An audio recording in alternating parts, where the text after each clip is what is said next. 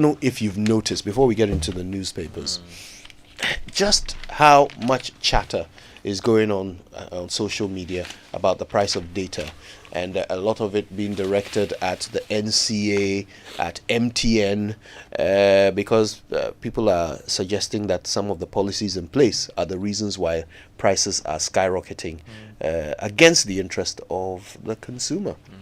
Of course, the SMP arrangement, which is a legal arrangement to check monopoly, is really kicking in here. So MTN, by law, can never make its products cheaper than its competitors. Okay, so this is a bid by government to fight monopoly using price. Okay, so MTN says this is the reason why they've had to increase their prices, because they cannot be cheaper than their competitors. Customers are not happy about this because we are the ones who have to pay this. Now, also, customers are unhappy because they feel like the SMP is not even yielding the result they want, because MTN's market share continues to grow. People continue to join MTN. So it's not as if this regulation is limiting the size of the company. You know, so lots of opinions flying about there. But there's also a school of thought that MTN didn't become big today. Where was the regulator when MTN was growing? So now do you wait for the company to grow to this market share, and now you're trying to tame the growth? I mean, some would say that could they have come in earlier, way earlier, to try and control the market share of this giant? Now they have more than 40% or 60% of the market. I stuck to 50% of the market, you know, and now you're trying to contain that dominant power in the market. It appears that these late policy measures might not work, you know, and now there's a complaint that, you know, your data price and other services are quite expensive with or without SMP. Does MTN operate a full cost recovery plan that would have still seen these prices at these levels? Those are the questions that people are asking now, Kojo. Yeah, and these are important questions. I mean, no business is a Father Christmas. They certainly want to recover their costs. That nobody can be blamed for that. If they were to operate at a loss, in fact, they would not operate because they can't. So yes, they have to recover their costs. But the question is, I mean, is this the only way to check monopoly? If monopoly is the enemy, right? If, you know, monopoly is a bad thing, is this the way to check it? So, I mean, I'm just looking at the NCA at the time that it declared MTN as a significant market power.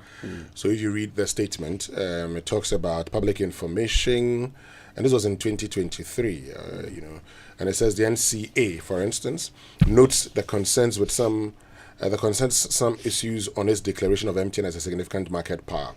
Now, according to the NCA, the classification of MTN as a significant market power is not a decision taken lightly or without careful consideration. It was based on extensive market research, analysis, and consultations. And the NCA, as a regulatory authority, is entrusted with the responsibility of upholding fair competition and safeguarding consumer interests within the telecommunication industry. And the classification of MTN as a significant market power aligns with the mission and fulfills its mandate. It says, by implementing measures, so it talks about the SMP designation allows NCA to impose certain regulations and measures on MTN to prevent abuse of its market power and ensure fair competition. By implementing measures such as asymmetric interconnections rate, tariff parity, and technology neutrality, the NCA aims to promote competition, encourage innovation, and protect consumers' interests. These measures enable other operators to compete effectively, offer sustainable pricing, and invest in improving service quality. It is important to note that the SMP classification does not prevent MTN from expanding or growing its business. The regulations imposed are designed to ensure a healthy and competitive market environment that benefits both consumers and industry players in the long run. Then that's a bit of a Q&A. What is SMP? An operator with 40% or more market share in voice, data, SMS, and value-added services like mobile money is considered a significant market power in the Telecommunications Policy 2005. Which law backs SMP declaration in Ghana? It says 2 laws back SMP. The first is the National Telecommunications Policy, and the policy states in part under significant market power that the NCA will define regulations to establish what constitutes significant market power, but in general, SMP will be determined to exist for an organization providing telecommunications services that controls at least 40% of a relevant market segment in the absence of an NCA determination of a different standard in specific cases. Now, this is what the Electronic Communications Act, Act 755, and it says it's further affirms by saying that the authority may classify a network operator or service provider as dominant if individually or jointly with others the network operator or service provider enjoys a position of economic strength. So these are the measures that the NCA has taken at the time. With immediate effect, there will be an application of a 30% asymmetrical interconnect rates for 2 years, subject to market response, in favor of the disadvantaged operators in accordance with the law. 2, set floor or ceiling pricing on voice, data, SMS, and mobile money. 3, review and approve all pricing by MTN as required by law. Require MTN not to have differential prices for on-net and off-net transactions. Ensure various operator vendors are not subject to exclusionary pricing or behavior, and ensure that MTN's access to information does not disadvantage any value-added service of non-SMP operators, and require MTN to present implementation plans on national roaming service within the next 30 days of execution. So the NCA has made a certain assumption, right? Yeah. That the way to check monopoly or significant market power is through price. So their assumption is that the only reason why MTN is growing so fast is because of their prices. So they've limited their prices. They cannot be cheaper than their competitors. But MTN continues to grow. So at what point will NCA realize that, okay, this doesn't work? We need some other way of regulating, if indeed the goal here is to limit the growth of MTN in comparison to its competitors. At what point will they realize that the thing is not working? And could you, even if you follow the statement from MTN with respect to their recent adjustment, again, sometimes you try to shift the goalposts in this country. The underlying reason for the increment has to do with the FX, the taxes issues, and the business environment. So, yes, if those things were quite stable, at least we might not have witnessed these significant adjustments in prices that we've seen. And so for me, I think that we should also watch that space whilst we try to... But they also make a reference to the SMP position in which they find themselves. Yeah. And, you know, in the past when we had complained about, the price of data, for instance, they made, last year when a lot of us complained, they made reference to it. Now, with me, the most important thing is that, yes, I mean, with the FX is a larger economic problem. But with the SMP, something NCA can just say, okay, we want to deal with this. And so when you find yourself in a situation, when you find yourself in a challenge, you look at what you can immediately solve. Okay, so we know the challenges with FX today. And our challenges with FX today, unless we get all the funds that we want, foreign inflation, all the funds that we want from outside this country, and something we have been doing for the past 10 years that has never worked for us. And so today, in dealing with our FX, is a medium to long-term thing. But the NCA can immediately say, because of the concerns, I want to review this. And that's why you can see people taking on the NCA. Lots of tweets coming through. When you're done, I'll read a few. And if you were to speak to persons within MTN, they will tell you that, my brother, we would love to reduce it. Well, but hey.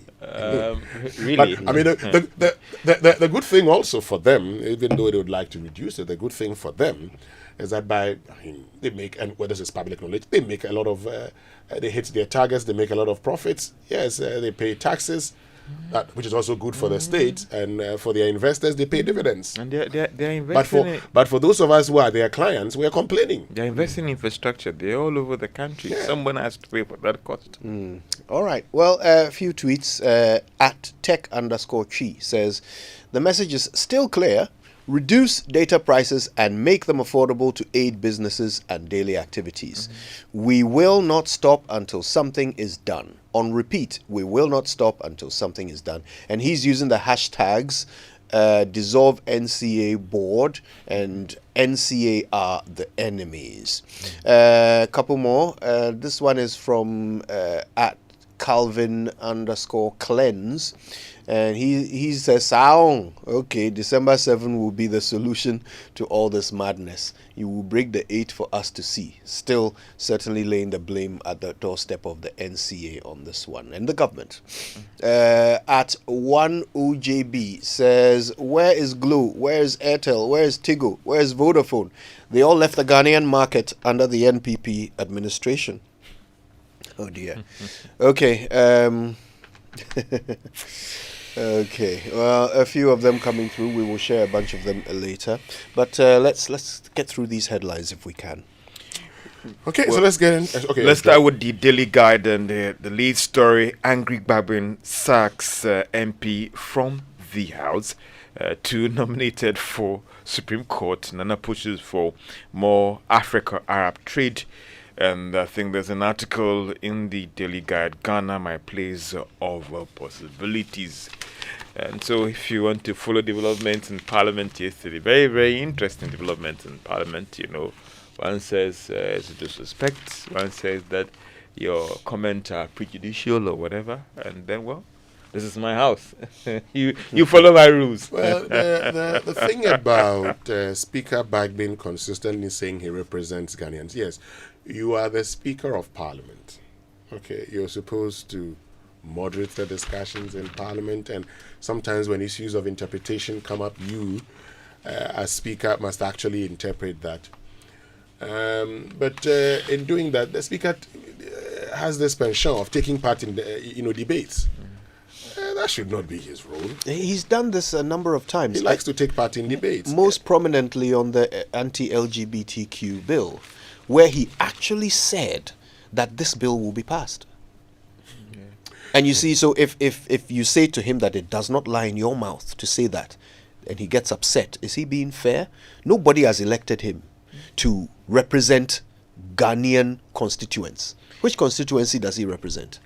So I mean, and who, in fact, where is his vote in the House? Yeah. So when he says this bill will be passed, what is he basing that authority on? I mean, we all watched the video, and I stand to be corrected in terms of the proceedings and the rules of the House. But in terms of the comment that the MP passed, I didn't see whether that can really be described as being rude to the Speaker when he said that he doesn't think that from his personal opinion, he doesn't think that, or he thinks that his comments are prejudicial to the issue being discussed. Maybe the Speaker may take offense to it. Doesn't lie in your mouth to say. But that is But the truth is that the MP is actually just telling the Speaker, you're taking part in the conversation. You don't have to describe that action as you are rude. See, and therefore walk out of the House. The Speaker would have to. I mean, ordinarily, you let somebody who has concerns about this to say, okay, this is Mr. Speaker, and you debate it. But you actually telling the people how to go about this. There have been several actions in the House where deserved an MP should have been walked out, but that MP was not walked out. Let's get to the daily graphic. Crowd walked into the House of Let's get to the daily graphic for today. Arab Africa Financial Consortium will ensure rapid development. President Akufo-Addo boast posts 710 million profit in 3 years. I won't disrespect Yagbonwura, my overlord Samuel Abu Jinapor. And taxman hands for evaders. Ministry GRA in massive taxpayer data cleanup. We're told that there were some 7.4 million eligible taxpayers, but about 1.9 million are active. Anyway, prioritize social welfare in petroleum revenue use group tells government. Okay, let's go online. The online review brought to us by Zenith Bank in your best interest and Goyle Good Energy, Yenara India. Finance Minister to present 2024 mid-year budget review to Parliament today. That's the big one on myjoyonline.com. Over 7,000 people died from road accidents between January and June 2024. That is worrying. And of course, that was on citynewsroom.com. On CNN this morning, Harris secures enough delegates to win Democratic nomination. She hasn't yet got it, but CNN is reporting she has enough delegates to do so. Kamala Harris versus Donald Trump, eh? Prosecutor versus is it a prosecuted versus prosecuted. versus a convict All or right. a felon or whatever. All right, let's get on with it. Time for the BBC News, and it comes